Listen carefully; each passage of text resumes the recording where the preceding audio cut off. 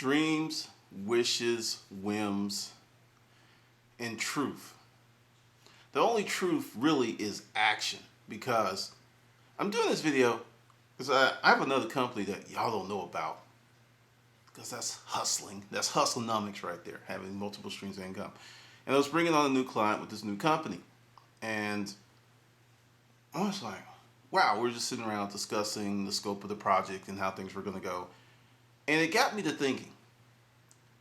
In 2009, before the first word was written, before the first book, I had talked to many people that I thought were of a similar mindset. I thought there was like, hey, we're all like, we're going to start these businesses, we're going to do this, we're going to do this, we're going to do this.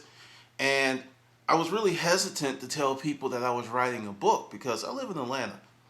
Atlanta is home of the I'm about to, I'm going to, I'm fin to. It's just the home of that. There's so many people who are about to do, or but they, it's like have done is not part of the equation.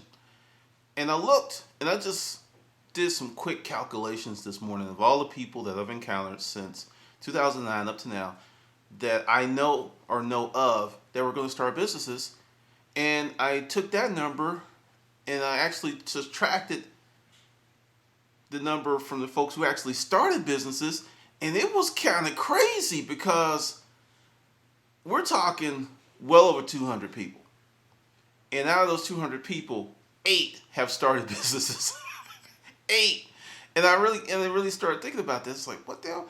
Because everyone has a dream. Dreams are wonderful. Dreams are cool. Dreams keep you up at night. They get you up in the morning. But action is the truth. Without action, a dream is just a whim. It's just a wish. You can say, I have a dream. I have this going on. I have that going on. But without action, it's bullshit. Give you another, concept, because I'm a writer. I'm a member of several writer groups, and everyone is in love with Amazon Kindle. And just to be honest, Amazon Kindle program is making a lot of people a lot of money. But you just can't slap your book on Kindle and expect it to sell. Because I had this conversation with everyone. And it's like, look, put it on Kindle, and the word is exposure. Exposure without context and engagement is bullshit. You go to the mall, you're exposed to hundreds, maybe a few thousand people, right? You go home, how many do you remember? Maybe the hot chick, maybe the extra nice clerk, or someone that gave you extra fries in your bag at the fast food restaurant. How many remember you? Not too many.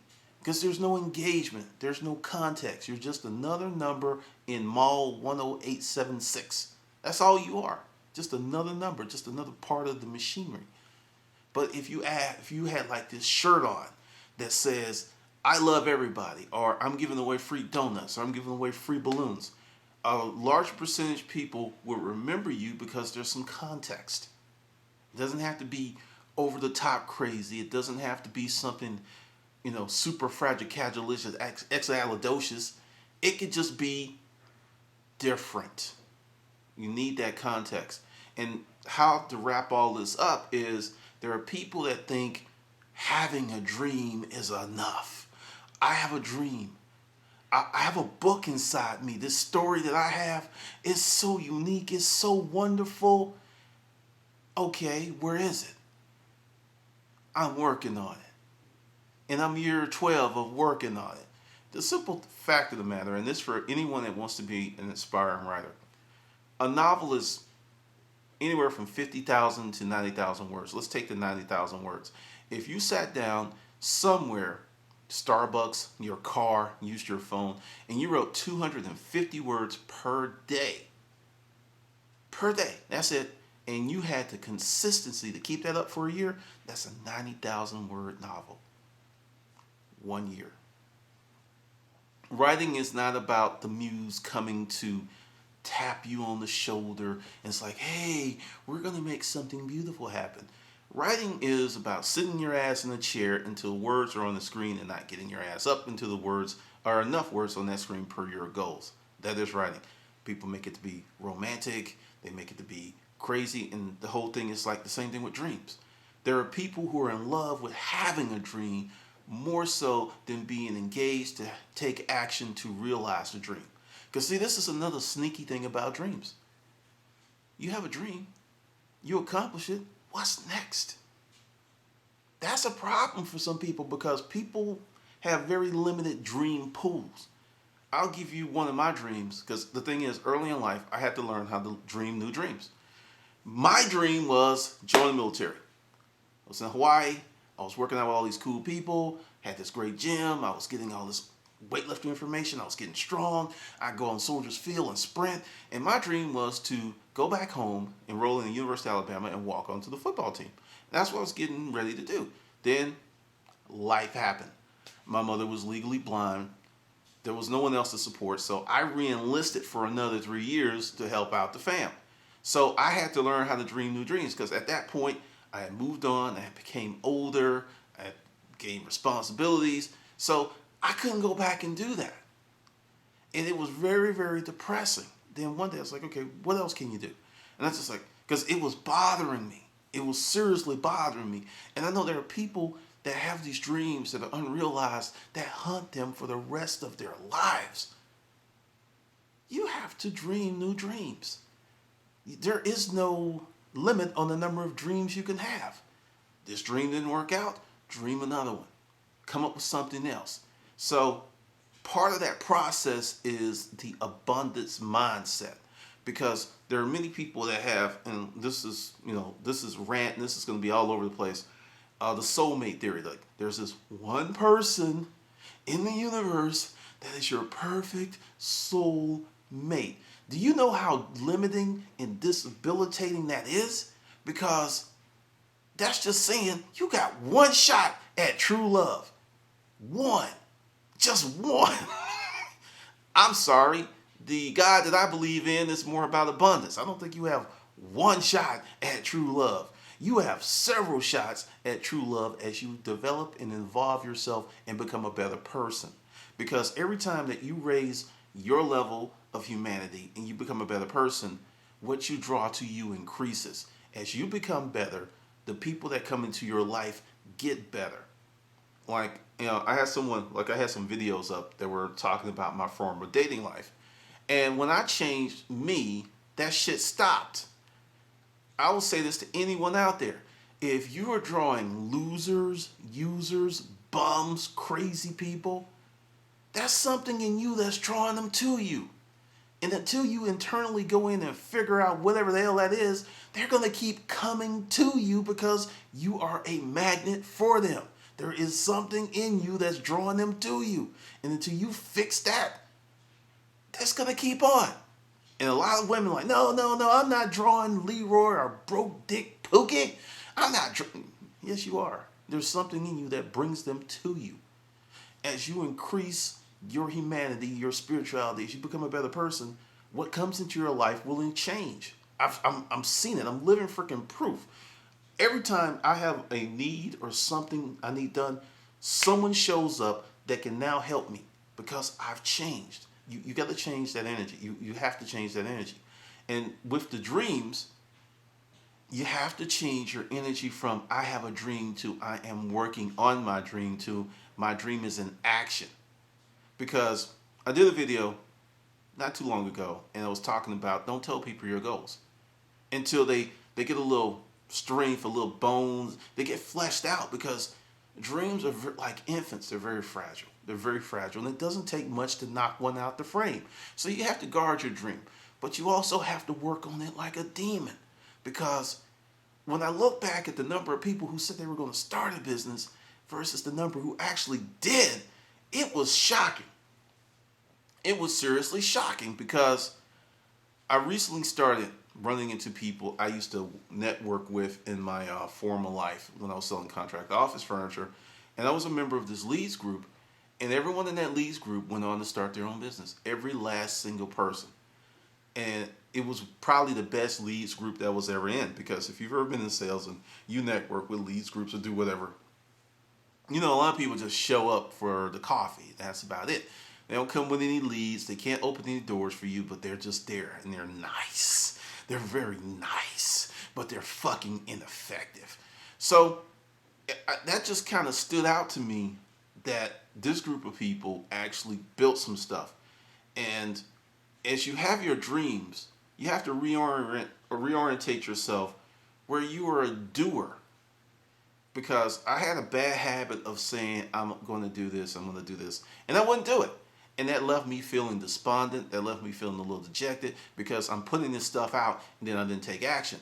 So I worked on myself that I'm going to actually start doing before I start talking about it. If you hear me saying I'm going to do a business or something, just know it's been underway for 2-3 weeks, if not longer. Like I said, I just told you in this video, I have another business that's still new, about 6 months old. And I've got my third client now. And I'm not even putting it on YouTube. It's because it's a real world business where you talk to real people and you go out and introduce yourself, and you actually have to be a effective person, because there's a lot of people here in the world and on YouTube that are living a facade. They're living a complete and utter facade, because when people meet me in public and they see that I'm the same person in public that I am on YouTube, they're kind of shocked because that's not the norm. That's very atypical. But, become a doer. Have all the dreams you want. If your dream was to build a log cabin and it didn't work out, tough titty. Sit down and dream a new dream. Because this is one of the things, and if you take personal development courses, they're going to tell you this with goal setting. Once you accomplish whatever goals you have, start writing some new ones. Like if you're a salesperson, you about to hit plan and you still got another 4 months, crank up your plan yourself. Hit that number hard, because you're going to start coasting. You're going to become ineffective. You're going to lose your edge and you're going to become dull. And then you're going to wonder what's happened. Because right now, in this current economy, we're going through a fundamental shift.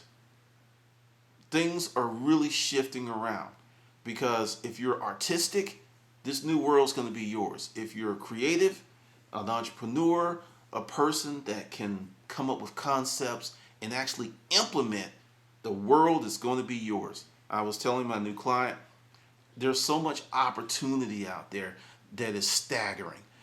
But that's because I have an abundant mindset. If you have a limited mindset, oh, the economy's bad. Oh, Obama's doing this. Oh, this new Obamacare. Oh, this. That shit doesn't matter if you are on point with your dreams by being engaged and active. Give you an example. I had a friend who had a great business concept, and this is what he said to me. Yeah, I don't know about that, because that would make me up to $150,000 a year, and he was making 50 at the time, and I have to pay more taxes. So I just kind of sat back and said, so you mean to tell me that you would forego an extra $30,000-$40,000 a year, possibly more if you do your taxes right, maybe extra $30,000-$40,000 for your family, because you don't want to pay some more taxes? And he said, when you say it like that, I sound dumb as fuck. I was like, pretty much. He started the business, and he actually made way more than $150,000. He's killing it. And there are people that let little shit like that stop them from doing the things they can do, because they're hung up on 5% or 10%. You got 90% that's great, but that's 5% that's a little funky. Maybe that's 10% that's a little funky. And because of that 5 or 10%, they're not going to do it. It's like, I don't want to work that hard. I don't want to be bothered. I don't blah, blah, blah. I don't whine. Life is inherently risky. Breathing is risky. Getting in your car is risky. Waking up is risky. Falling in love is risky. Everything is risky. What about taking some risk that you're in control of, instead of being hit upside the head by risks that you didn't even know were coming around? And something else, there was a study about this, of fears and risk. Pretty much 90-something% of the fears you have will not be realized. For some people, 95%. So you put your life on pause because of some shit that has a 90% chance of not happening. Another thing, like I tell all of my female friends, like, it's like, I don't want to get a house, or I don't want to take this trip until I meet the dude. Fuck that. Take the damn trip, buy the house, live your life. Live your life. Don't be putting your stuff on hold for something that you think may be coming. Because the chances of you meeting the right dude is going to happen if you are engaged in life versus sitting on the sidelines. Do you, boo? Live your life. Take those trips. Buy the house. Build your empire. Do your stuff. Because if you don't do that and Mr. S Curl looks so good never shows up, you're going to be one resentful heifer. You're going to be one of them angry, bitter old women that's talking about men ain't shit. I've been on this earth 65 years and I ain't met a damn good one. You go back to what I said in the early part of the video, you draw that shit to you. If you're drawing crazy people, if you're drawing nutcases, there's something in you that's bringing them to your doorstep. It's true. Hate me if you want to. Live your life. Dream new dreams. And have the audacity to fail. Because I fail all the time. I put up videos that just go, and people are like, I don't like that shit. People put up thumbs down. It happens. I do new products. They don't go well. It happens. But then I come up with something. It's not a home run. It's a freaking grand slam home run. But the thing is, I would have got to that level if I hadn't taken my other at-bats and worked on my swing and prepared myself and got in shape. Sitting on the sidelines is not going to get you where you want to go. There are many people who I'm going to make this move when everything is just right. Everything's not going to be just right. It's not. You have to make it right. And that's living a life of design, living a life on purpose, and living a life of intent versus having life happen to you. Like, you just are an accident. You just somewhere and then, here's life. Life just happened. You can control a lot of things in your life. There's some things you can't control. Shit will happen. But from where I sit, my life, the life of other people, most of the time, shit doesn't happen. You get cancer. You can't control that. It just happens. You were in an auto accident, someone wasn't paying attention. That happens. But that doesn't happen every day. It doesn't happen every week. It doesn't happen every month. It doesn't happen every year. It doesn't happen every decade. So there's a lot of times that when you wake up, your feet touch the floor, you get up, you have your coffee, you go to work, you hang out at the water cooler, you talk with Bill, and you bring your janky ass back home, you make love to your wife, you tickle your kids. That shit happens more often than not. And a lot of people take it for granted because I was sick for a long time. And when you lose the ability to walk up a flight of stairs and not feel like you ran a marathon, you start to pay attention to little things. Like, I regularly walk around my neighborhood because I'm grateful that I can walk around my neighborhood and I'm healthy. I'm real grateful for that shit because the other side, and I've only experienced a little bit. I didn't have cancer. I didn't have some terminal illness. I didn't have to deal with some stuff that I've seen other people deal with when I used to work in healthcare. And even what I went through was enough to wake my ass up. I was like, whoa, you really need to be grateful for the things that are going on in your life, because just losing the simple ability to be able to care for yourself is a humbling freaking experience. And if you're a prideful person, you don't want to be in that position. You don't want people waiting on you or trying to help you. I had to have someone to help me up the stairs and help me go to the bathroom. That shit was just like horrible. I'm not going to lie. It was freaking horrible. And I didn't have to do it that long. But it was just like, whoa. So take note that right now you have some options. You can sit down today and come up with a dream. And you can start working on that dream today. You can put it in action today. Do not wait until next month, next year, till you get this, get that. Now, understand, if you got a plan and you're waiting for some money or something to come in, that's one thing. You've taken action by actually starting. Taking action if you're going to do a company, doing market research, creating your product, coming up with corporate color. There's so many little things that you can do to move you forward. Create a goal list. Put your task on there, and every time one of those tasks is done, draw, because that's my high, that's my crack. When I go to my sheets and I get to draw that line through that item because that means it's complete, that's a freaking high for me. Because when you start completing stuff, your self-esteem, your confidence will go through the roof because you've trained yourself to be a doer and to complete, to start and finish things. I used to be a person that left a lot of shit just hanging. And, shit, sometimes the shit came back and bit me in the ass. Because some things just ain't going to go away and you have to deal with them. So if you just start being proactive with your life, your dream life, your financial life, your spiritual life, you can have a lot of joy. And I put up this video, I think, earlier this year, that thank God it's Friday mentality. Is that how you're living? You're living your whole life doing a job you hate, working with people you don't like, getting a check you feel is deficient, to have a day and a half off to run around the park like a dog with his head out the window. Is that your life? No wonder you're miserable. I would be, because I work really hard, but it's choice. I get to pick what I'm doing. I get to choose that. That's wonderful. That's my freedom. That's my crack right there. It's like, okay, I'm going to work on this project today. I'm going to do this today. I have this obligation. I love that, to have that choice. I get to pick who I work with. Because I had someone that wanted me to do some work for them, and they are, honestly, they are a friend, but they are a yard bird. And based on what I know, it would be a bitch to work with them. So it's like, no. And I told them, I said, look, if we ever work together again, you are paying me out the ass. You think I'm expensive? You thought I was expensive back in the day? I'm real expensive now. And your rate's going to be 25% plus, whatever my normal rate plus another 25%, aggravation fee for dealing with you. And he just looked at me and I was like, I didn't stutter because I already know, because the thing is, all money is not good money. There's a lot of people that can't understand how a person can have a job or a career and they're making a lot of money. They don't know what toll that is taking on that person. That's why stars walk away from movie deals, and that's why people walk away from television shows, because sometimes the toll is they can't sleep, they're losing weight, and they're literally taking years off their life for something they don't want to do. Smart people wake up and say, look, I can't pay this price anymore, and they get out.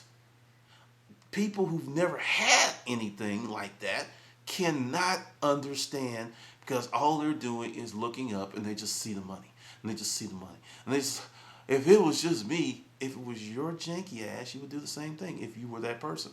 There would be no difference if you were that person. And since you've never had that opportunity, the person that you are can't even get to that level. So there is no if it was me. You're not even going to ever be in that position, because the way that you are will prevent you from getting to that level. So that whole statement, if it was me, doesn't make any sense. It really makes you look like Boo Boo the Fool, because it's saying a lot about you. And this is something else. When you become more successful in your life, because there's varying degrees of success, you start to have empathy that you didn't have before. Because if you notice, I don't really mock stars and famous people, because when because understand, in the world of fame, I'm like plankton. I have like plankton level of fame in the big sea of fame. And just a little shit that I go through makes me wonder what a Denzel Washington or Brad Pitt or some big stars or some really, what they go through. Because I'm just like, I've got this crazy merry band of haters, and it's just kind of funny. But it made me think, what the hell is someone like Ice-T going through, or all kinds of stuff. And I'm not including Kim Kardashian, because she puts herself out there. That's one thing. If you put yourself out there and put your whole life on the reality show, what comes your way is what comes your way, because you asked for it. But for folks who do movies, and then when they're not doing movies, they're trying to live their life, they get a lot of shit that comes their way. So I've become more had a lot more empathy in terms of that I don't really say these things about these people just because they're famous. I don't know these people. I don't know what they're doing. I don't know what they're going through. And until you have similar experiences, it's hard for people to have that level of empathy, because they haven't done anything. And I keep emphasizing doing some stuff. Actually doing some stuff. Because when you make a mistake, running fast and running forward, you will learn stuff because you're running fast. You're going to bump into something or something's going to happen. You're going to develop this new idea. But when you're in a static position of, I'm contemplating, I'm waiting for the right time, I'm just going to make sure, because see, I'm not going to be like those other people. Like one of the people I like to mock is the folks who's like, I ain't married because I just want to do it one time. It may take your ass 2 times to get it right. Because that whole get married, never get divorced, that's once again real limiting because shit doesn't work out for most people because, in my opinion, they don't have enough information about themselves to begin with. And then they go ahead and get with another person who doesn't have a lot of information about themselves. And the shit doesn't work out because you got 2 people who are growing up inside this union that's supposed to be this bond. I'm not opposed to marriage. I might do it again myself, maybe. Let me say that, maybe. And mostly it's not so much the love thing, it's the way that the laws are in terms of assets. That's the big thing, because I don't understand that if you meet someone and you got 20 mil and then they you're married for them 2 years, they get 8. I don't understand that. That makes no sense to me. And it really is not inducive to a dude or a woman, because there are more women who are getting a lot of paper now to get married, and prenups can be invalidated like that. So you're like, get a prenup, okay? You get a prenup, you better make sure you follow all the laws and all the rules, because if her attorney is not as good as your attorney, it can be invalidated on that shit. I've seen it happen. So, and that's a whole nother thing. Getting, because for a lot of people, the big dream is to get married, have 2.8 crumb snatchers, and live that life. But even with that, people don't want to play their position. Because this is the thing, and this is going to be really, really insulting to a lot of women. A guy who is worth a lot of money, or let's just say, give it a figure, say he's worth $5 million, he's like, 36, 37, he has no kids. He has tremendous choice in the dating pool. Tremendous choice. And this isn't about missing some pussy train. This is about experiences and having a life that doesn't have a lot of friction. Because when you get choice, if someone's getting on your nerves, see you. Now, in terms of getting married to someone who has no assets, who is just attractive, not really supportive, what's the point? Because dude built all that before you came on the scene. So what's the point? Because, I got into this conversation because the whole thing is everything's turned upside down. If you believe that the more things change, the more they remain the same, that's bullshit. We've gone through massive change in the last 2 years, and the change is going to be even more massive going forward. The whole deal with relationships, the old-fashioned thing is just not working anymore for most people, because people are no longer old-fashioned. People do not espouse to old-fashioned values on the totality. Man asks woman out for a date. Yeah, a lot of people subscribe to that. But that whole thing, you will obey, and a lot of folks, they start taking obey out of that, and it's just like, you want the good side of the old-fashioned values, but you don't want the undue sides of the old-fashioned values, but both of them together is what makes the old-fashioned thing work. So when you subtract one, you actually circumvent the other. But that's one of the things, because, I'll be straight up with you. I may just shack, straight up, and I told my mother this the other day, and she just laughed. I'm like, hey, I'm just letting you know, you may see me come down here and like, hey, this is the chick I'm shacking with. And she just looked at me and was like, she said, well, it's your life. And I'm like, hey, that's how it will go. But understand, you can have anything you want. You want to be married? Fine. You want to have this billion-dollar business? Fine. You want to go in the park and study bald eagles? Fine. There's an opportunity cost for everything. And the thing is, what I'm seeing is a lot of people want to try to jump over the opportunity cost and pretty much have all the options with none of the risk. And many people are incapacitated by that. They're totally stymied. They're just stuck. Can't move, can't really push past that, because they feel, because they want it, that they're entitled to it, and you earn everything you get. That's why the expression, you keep what you kill, because you hunt it down. You extend effort. You really go after it. But just to want stuff is not enough. You have to really move forward, because a person who's active may stumble into more opportunities than a person who wants all day long, because they're active and they're out there. I'm just telling you. I've actually made some deals recently just basically being out there and just saying, hey, this is what I do. Just that simple. So you got to be active. Now, this is some stuff I'm going to call people out on. If you had a dream for the last 10 years and you've done nothing to move forward with it, it's a whim.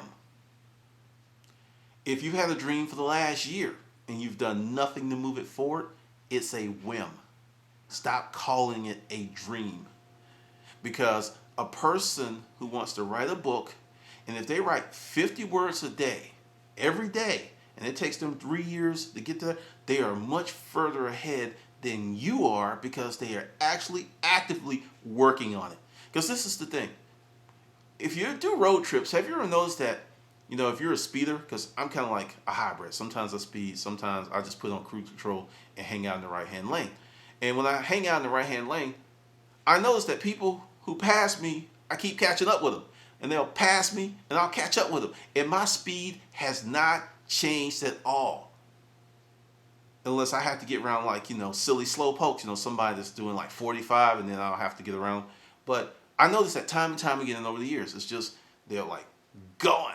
But because by being consistent, you can make cover just as much ground as someone who's, because when they do all this, they run out of gas and they slow down. So by being consistent, you can get to where you want to go faster than the speeders. And it's crazy. I know, that's a long version of the tortoise and the hare. But essentially, just get started and stay started. So what if it takes you 10 years? A really good friend of mine back home was going to nursing school. She was taking one class at a time. Now, the background, she was married, really good mother, and there was 4 kids. She was taking, she was doing what she was doing. When the kids got to high school, she had finished up, got her degree, went to work. And it happened. And it took her 10 years. But she did not sacrifice her family for her dream. And she did not sacrifice her dream for her family. She did both simultaneously. She did what she could with what she had. And she got there. A lot of people get hung up on the timeline. Because, the J.G. Wentworth commercials, it's my success and I want it now. That bullshit. You got to earn it. You got to earn it. And those are like fighting words for some people. I don't have to earn it.